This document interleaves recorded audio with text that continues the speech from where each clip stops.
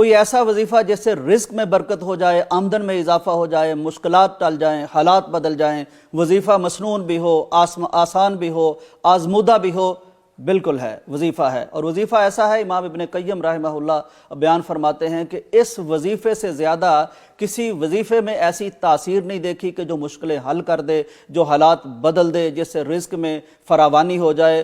اور یہاں تک امام ابن قیم فرماتے ہیں کہ بڑے بڑے جابروں کا، ظالموں کا سامنا کرنے میں بھی یہ وظیفہ بڑا مفید ہے، اور بڑی بڑی باروب شخصیات، بادشاہوں کے سامنے جانے میں بھی یہ وظیفہ بڑا کارآمد ہے۔ وظیفہ کارآمد کتنا ہے، آزمودہ کتنا ہے، یہ بھی سن لیجئے کہ پیارے پیغمبر صلی اللہ علیہ وسلم کے عہد مبارک کی بات ہے۔ حضرت عوف بن مالک رضی اللہ تعالی عنہ پیارے پیغمبر کی خدمت میں حاضر ہوئے۔ امام شوکانی نے فتح القدیر میں اور دیگر کئی کتب میں یہ واقعہ موجود ہے۔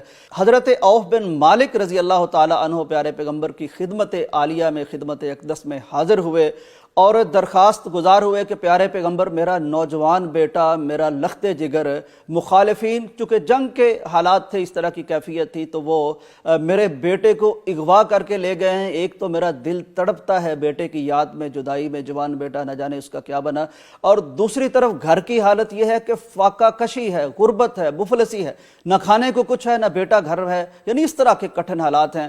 پیارے پیغمبر نے 3 نصیحتیں فرمائی۔ فرمایا تقوی اختیار کرو، اللہ سے ڈرو، اللہ کو یاد کرو۔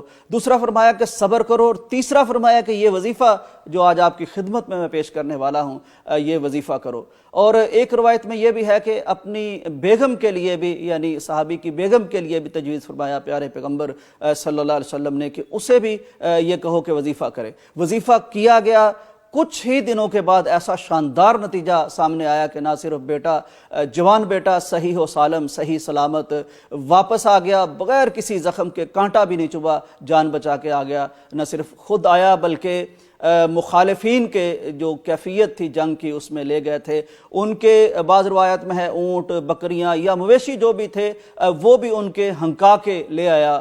لگتا یہ ہے کہ انہوں نے کسی مشقت پہ لگایا ہوگا تو انہیں موقع ملا، تو نہ صرف خود آ گیا بلکہ وہ جانور بھی لے آیا۔ اب باوجود یہ کہ مفلسی تھی، لیکن حضرت عوف بن مالک پیارے پیغمبر کی خدمت اقدس میں اثر نو حاضر ہوئے اور فرمایا کہ اللہ تعالیٰ نے کرم کیا، وظیفے نے کمال کر دیا، بیٹا تو آ گیا لیکن ساتھ مویشی بھی لے کے آیا ہے، اب ان کا کیا کرنا ہے۔ حلال حرام کے بارے میں وہ بہت کانشیس لوگ تھے، پوچھنا ضروری سمجھتے تھے۔ نبی کائنات صلی اللہ علیہ وسلم نے فرمایا کہ چونکہ یہ ایک غنیمت کا مال ہے تو اس کو آپ جیسے چاہو خرچ کر سکتے ہو، ایک بات۔ دوسرا واقعہ سن لیجئے، ڈاکٹر محمد حماد لکھوی حفظہ اللہ تعالیٰ کو آپ جانتے ہیں، مفسر قرآن ہیں، متکلم اسلام ہیں، پنجاب یونیورسٹی میں ان کی تبلیغ، ان کے درس آپ سنتے رہتے۔ آپ کے والد گرامی کا یہ واقعہ ہے۔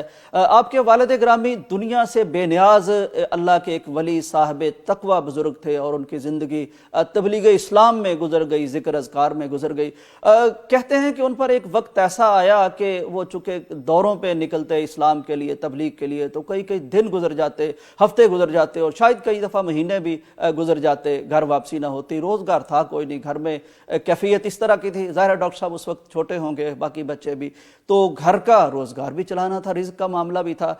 کہتے ہیں کہ میں سوچتا رہا، پھر میرے ذہن میں یہی وظیفہ آیا، اور ساتھ پیارے پیغمبر کا وہ فرمان بھی آیا جس میں آقا علیہ السلام نے فرمایا ہے کہ یہ وظیفہ جو ہے یہ جنت کے خزانوں میں سے ایک خزانہ ہے۔ تو میں نے کہا جس کے پاس جنت کا خزانہ ہے اسے کسی اور خزانے کی کیا ضرورت، میں نے یہ وظیفہ کرنا شروع کر دیا، تو اللہ تعالیٰ نے میرے گھر میں پھر کبھی رزق کی تنگی یا معیشت کی کساد بازاری کا معاملہ پھر کبھی نہیں دیکھنا پڑا۔ اتنا شاندار وظیفہ ہے۔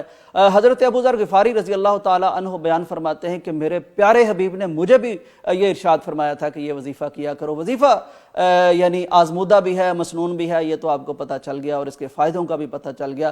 اب شرط یہ شروع میں ہم نے رکھی تھی کہ وظیفہ آسان بھی ہو، تو یہ اتنا آسان وظیفہ ہے کہ آپ شاید اس کو پڑھتے بھی ہیں، لیکن ظاہر ہے جس توجہ سے، جس یکسوئی سے، جس کیفیت میں جا کے اس کو ترجمے کے ساتھ ذہن میں رکھ کے پڑھنا ہے وہ نہیں پڑھا ہوگا۔ وظیفہ میں پیش کرتا ہوں آپ کی خدمت میں، لا حول ولا قوت الا باللہ۔ ترجمہ بھی اس کا سن لیجئے کہ مولا کوئی نیکی کرنے کی مجھ میں ہمت ہی نہیں ہے، اور کوئی برائی سے بچنے کی توفیق ہی نہیں ہے سوائے اس کے کہ تو مجھے یہ توفیق عطا کر دے، یہ ہمت عطا کر دے۔ جب بندہ اس اسٹیٹ آف مائنڈ میں چلا جاتا ہے، اس کیفیت میں چلا جاتا ہے، اس خود سپردگی میں چلا جاتا ہے کہ مولا وہ جیسے کسی نے کہا ہے کہ میں نہیں، سب تو میں کچھ نہیں ہے، I am nothing every thing, وہ آپ ہیں. جب اس کیفیت میں اللہ کو بندہ پکارتا ہے، یہ کلمات کا خلاصہ ہے، توحید کا ملخص ہے گویا کہ یہ کلمہ جب یہ بندہ پڑھتا ہے تو پھر یہ سارے فوائد اسے حاصل ہوتے ہیں. اس کو حرز جاں بنا لیجئے، اس کو وظیفہ معمولات بنا لیجئے، اس کو پڑھیے، بچوں سے کہیے پڑھیں، بیگم سے کہیے پڑھیں، اور خود بھی بکثرت اس ذکر کو لا حول ولا قوت الا باللہ کو پڑھتے رہیے. انشاءاللہ مشکلات ٹل جائیں گی، حالات بدل جائیں گے، رزق میں اضافہ ہوگا، برکت نصیب ہوگی، اور بڑے بڑے جابروں کا سامنا کرنے کی اللہ تعالی ہمت اور توفیق عطا فرما دے گا.